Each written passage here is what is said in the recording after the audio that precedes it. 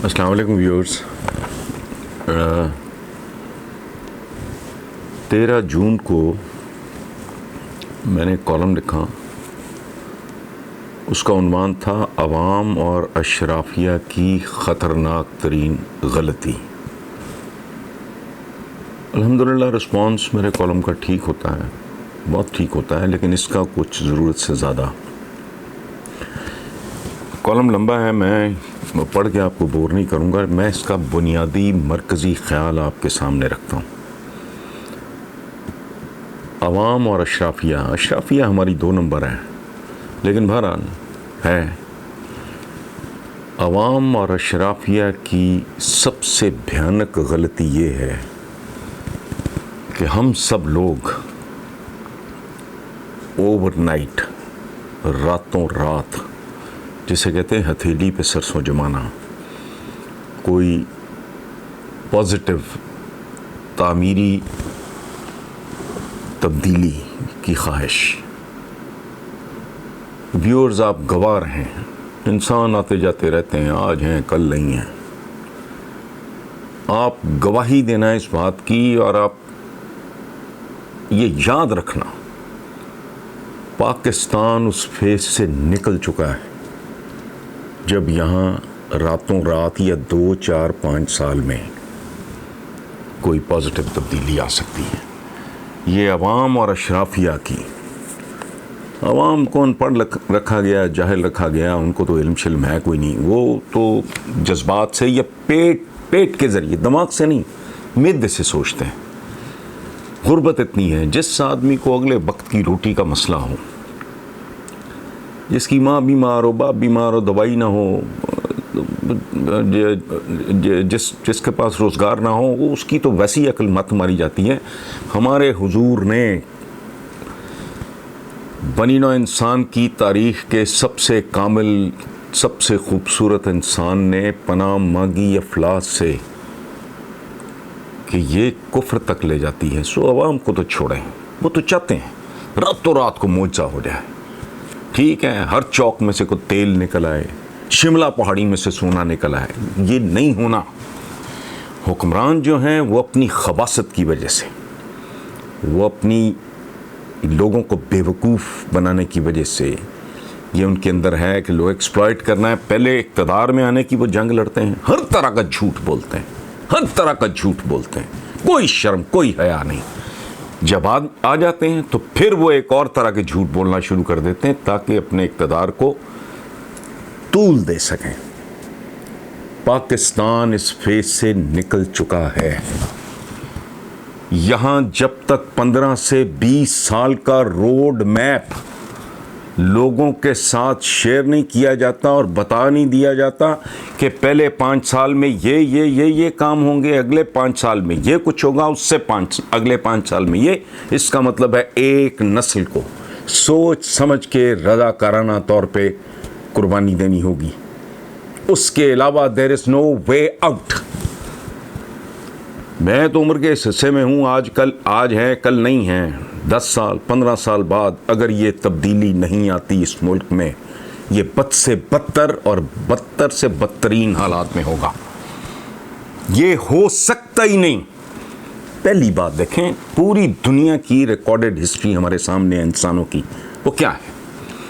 कोई बड़ा कायद, कोई बड़ा रहनुमा, कोई बड़ा लीडर ऐसा नहीं गुजरा जिसने काया पलट दी हो 5-10 साल में। ऐसा हुआ नहीं कभी। कायनात की सबसे आली शान शख्सियत, सबसे बरगजीदा, सबसे मुकम्मल, 40 साल की उम्र में रब्बुल आलमीन ने उनको टास्क दिया 63 साल की उम्र तक उन्होंने क्या हज़ारों पे मुश्तमिल आबादियों को संवारा, निखारा, खूबसूरत बनाया, उनको तालीम दी, उनकी तरबियत की। ऐसी आलीशान हस्ती को अगर 20 साल प्लस लगे, ये भुट्टो छुट्टो ये क्या बेचते हैं, बेनज़ीर भुट्टो, ये बाद में कौन, नवाज शरीफ, ये कर ही नहीं सकते। 20 साल का बताएं कौम को। किसी में इतना ज़र्फ है, किसी में इतनी गहराई, गिराई, डेप्थ, विजन मौजूद है कि वो इक़्तिदार में आए और कहे लोगों बात सुनो। ये हमारे मसाइल हैं। ओवरनाइट ये हल नहीं हो सकते। पहला 5 साल ये उसकी आउटलाइन है, दूसरे 5 साल की ये, तीसरे 5 साल की ये, और चौथे 5 साल की ये नहीं होना। अंग्रेजी का एक मुहावरा है कि takes a monsoon to create a bush. एक गंदी आम झाड़ी है, एक बरसात में पैदा होती है और परवान चढ़ जाती है। ओक ट्री, जिसे बलूत कहते हैं, आलीशान दरख्त जिसके तने के अंदर से आप गाड़ियां गुजार सकते हैं, वो इतना आलीशान दरख्त, उसको 100 मॉनसून दरकार है। कौम बनाना, मुल्क बनाना, एक हारे, एक गुर्बत ज़दा, कर्जों के मारे मुल्क को निकाल के उसके पैरों पे खड़ा करना, ये जादूगर हैं, ये बाजीगर हैं, ये मदारी हैं, ये कौन है जो तासुर ये दे रहे हैं? इब्न इंशा मरहूम की एक किताब का मुझे आज तक नहीं भूलता कि एक आदमी गधे पे बैठा है, खोते पे, उसने हाथ में डंडा पकड़ा हुआ है, डंडे के आगे फॉडर है, चारा लटक रहा है, और उसने यूं डंडा पकड़ा हुआ है और सरपट भागा जा रहा है वो गधा, क्योंकि उसको लग रहा है कि ये चारा तो साथ है। हालांकि वो जितनी भी तेजी से भागेगा, चारे का और उसका फासला खत्म नहीं होगा। हम वो लोग हैं कि हमारे और चारे के दरमियान फासला खत्म नहीं होगा। मसलन मैं आपको एक छोटी सी बात अर्ज करता हूं, हाथ जोड़ के। ये देखें, रॉ मटेरियल होता है हर चीज का।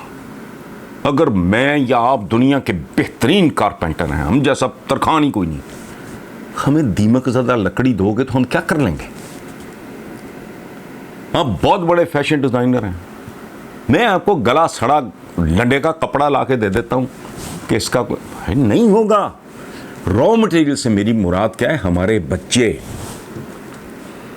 मुतमव्वल लोगों के, खाते पीते एफ्लुएंट घरानों के बच्चों की बात नहीं कर रहा। इस मुल्क के भारी अक्सरियत जो बच्चे हैं किन स्कूलों में जाते हैं? वो कचरा है, वो गंदगी का ढेर है, वहां के टीचर्स अनपढ़ हैं, इधर बच्चे बंधे हुए हैं, उधर जानवर बंधे हुए हैं। सबसे पहले इनको प्राइमरी एजुकेशन पे तवज्जो देनी होगी। वो आसान काम नहीं है।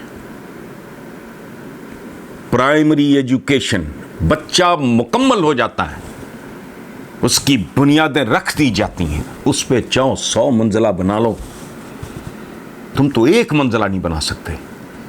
100 मंजिला इमारत खड़ी करो, मजबूत आला तालीम दो उसको, 5वीं तक उसको जीना सिखाओ, उसको रहना सिखाओ, लोगों से मिलना सिखाओ, मिलना बरतना। एजुकेशन जो दरसी निसाबी किताबें हैं, उनमें से जो इर्रेलेवेंट है उसको एक तरफ करो।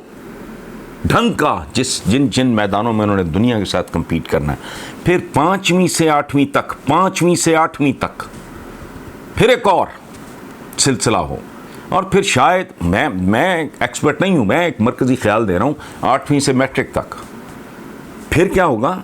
फिर आप सॉर्टिंग करोगे, आप उसको कि कितने फीसद हमारे बच्चे उलूम की तरफ यानी साइंसेस की तरफ जाएंगे, सोशल साइंसेज हों बेशक, प्योर साइंसेज हों, और कितने बच्चे हमारे स्किल्ड लेबर या टेक्नोलॉजी की तरफ जाएंगे। ये तो नुस्खा 10 से 15 साल से कम का है नहीं भाई।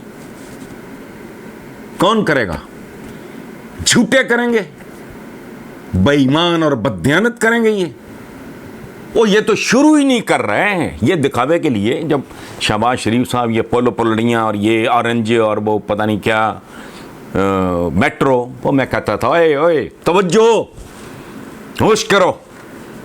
नहीं किया किसी ने नहीं सुना, अब भी कोई नहीं सुनेगा। लेकिन मैं बुनियादी तौर पे I want to be on record. दूसरी बात, 22 करोड़ हैं भाई, हम भूखे मर रहे हैं। 22 करोड़ ना इनसे पाले जा रहे हैं ना इनसे संभाले जा रहे हैं। मार्क्स की थ्योरी ऑफ पॉपुलेशन है कि पॉपुलेशन ग्रो करती है 2, 4, 8, 16, 32, 64। वो जब 40 करोड़ हो गए, बंदे को तो ऑलरेडी खा रहा है। अब ये जो टके का इंजेक्शन लाखों में बिक रहा है, ये यहूद और नसारा बेच रहे हैं, हम ही हैं एक दूसरे के साथ जो ये सारा कुछ कर रहे हैं। तो ये बंदे को बंदा खाने वाली यही बात है ना। केमिकल से बने हुए दूध, गंदी ग़िज़ाएं, बर्बाद नस्लें, और कत्लेआम क्या होता है? ज़रूरी है कि आप मुझे को गोली मारें या मैं किसी को छुरी मारूं? नहीं, एक दूसरे को तबाह बर्बाद करने के तरीके होते हैं, वो सारे प्रैक्टिस हो रहे हैं। अंडा, मैं एक ज़माने में कहा करता था कि पाकिस्तान वो मुल्क है जहाँ सवाए उबले हुए अंडे के कोई शय, किसी शय का एतबार नहीं। तो हुजूर अब जाली अंडा आ गया है, इसका कोई कंट्रोल नहीं। कुछ लोग हैं जो ब्लैकमेल करते हैं कि जी आबादी, वो तो आबादी चार्ट नहीं है, इतने से हैं यहूदी दुनिया में, पूरी दुनिया को डिक्टेट करा रहे हैं। ये नंबर गेम नहीं रह गई भाई, ये अब तादाद नहीं, इस्तेदाद। तुम चंद मिलियन और काबिल हो और दुनिया की लगामें तुमने खींची हुई हैं तो आला हो, वरना तुम 2 अरब हो, 10 अरब भी हो जाए तो क्या फ़र्क पड़ता है। और एक और बात, जो ब्लैकमेल करते हैं, मुकद्दस हवाले दे दे के उनसे को पूछे, इस्लाम की बुनियादी तालीमात में से है इत्तदाल, मियाना रवी, खाने में भी इबादत में भी। तो बच्चे जानने में क्यों नहीं है? तो इसलिए ये कोई short term switch on switch off, इधरों पाओ उधरों काट लाओ, ये भुट्टो वो हर तरह का जुगाड़िया, बेनज़ीर आई अपना, नवाज शरीफ अपना, इमरान खान लगा हुआ टकरे मारा, कुछ भी नहीं होना।